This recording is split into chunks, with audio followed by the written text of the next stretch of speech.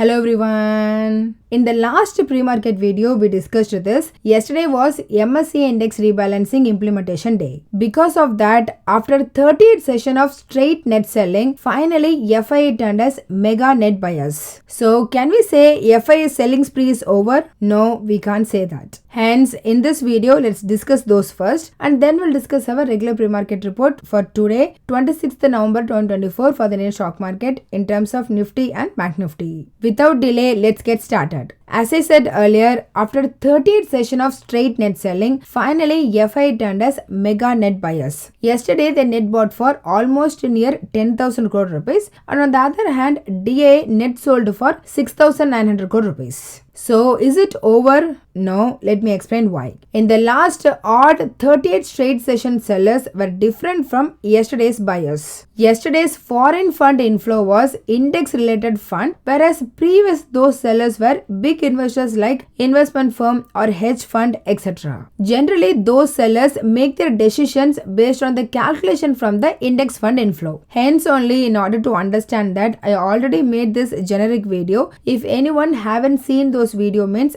please have a look. In that I mentioned FIA might sell until MSCI Index Rebalancing Announcement Day, November 6th. But unfortunately, they continued their selling after the announcement date. Now, yesterday was implementation date. So, it's a good support point. However, again, even now also, we can't say those investment firm or hedge fund firm FIA done with the selling. See, like how support and resistance in any stock price, these are the support point for FIA behavior where they might turn. So this implementation date is the present support point. Then the next support point is monthly expiry and then the December month expiry. Some might ask me why these are the support points. The answer is simple. Earlier there was a doubt whether the MSCI index fund inflow stops in this November rebalancing or not. Fortunately, that haven't happened yesterday. So that's the immediate turnaround point. So maybe regular non-index FII might stop selling from today. The next one is November monthly expiry. I mean, if you see the history, FIA started their selling spree exactly the moment when SEBI announced their preventive measure to cut the option trade volume. Like one index expiry for every stock exchange, etc. So after this November month expiry, December month is the proper one index weekly expiry per stock exchange. This will for sure result in change of strategy among institutional investors since they have to devise a new plan. Then why December expiry? I mean, it's just a calendar year end. Basically, most investment firm wants to show their profit performance. And because so many Indian stocks run up heavily, hence some FII might profit booked so far or they might continue their profit booking until the end of December. So the takeaway is yesterday FII bought is different than those who sold in the last 38 trade session. In future, they might stop selling but can possibly happen on these three saturation points.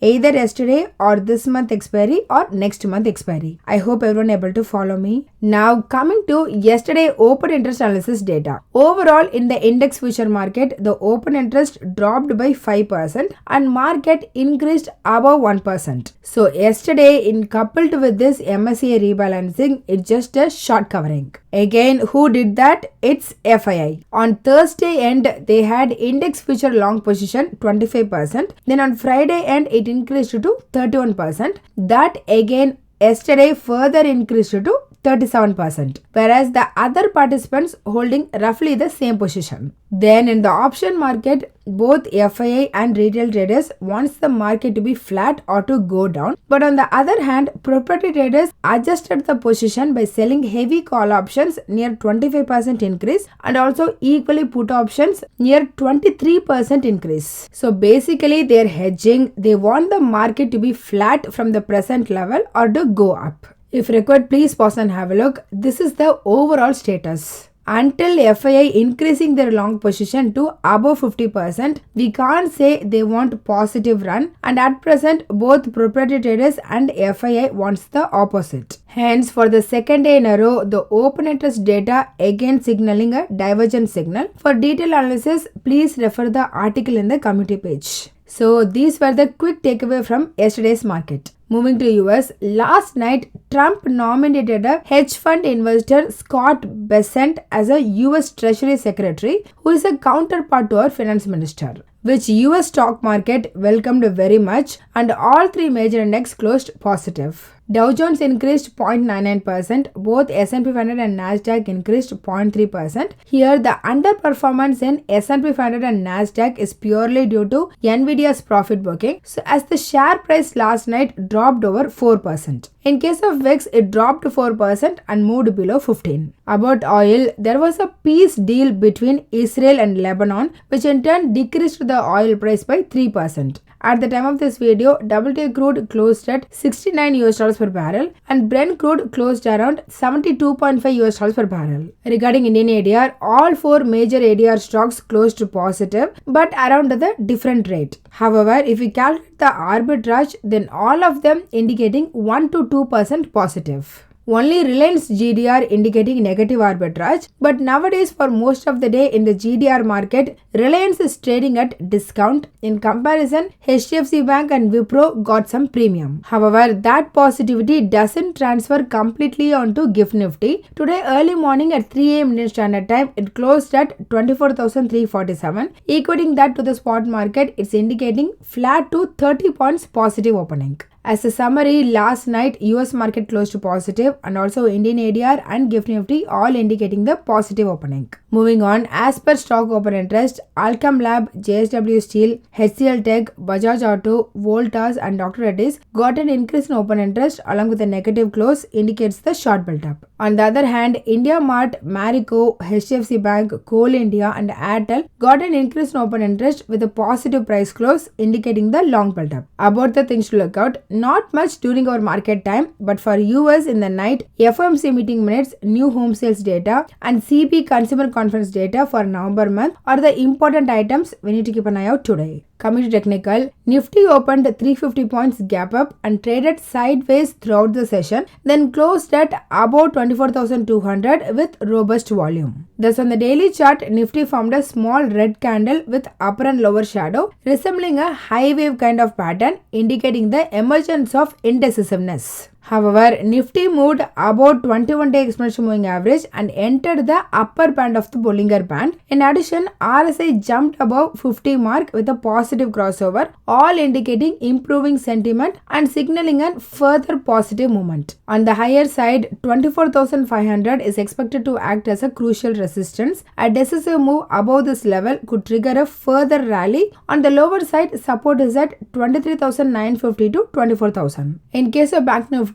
similar to Nifty, it opened 900 points gap up and extended the momentum towards 52,300 zone in the first half of the session. Later, it had consolidation and then closed at around 52,200. Thus, on the daily chart, Bank Nifty formed a small bullish candlestick pattern with a lower shadow. Basically, in the last two trading sessions, Bank Nifty climbed above all key moving averages with a positive RSI crossover, and in addition, it also traded above the 50% Fibonacci retracement, all indicating a further uptrend. Hence, if Bank Nifty holds above 52,000 zone, then most probably it might move towards 52,750, then 53,000 level, while support is at 51,750 and 51,500 zone. Regarding the options front, the maximum call option open interest was at 25,000 strike, followed by 24,500 and 24,300, with maximum new call option writing at 24,300 strike, then 25,200 and 25,000.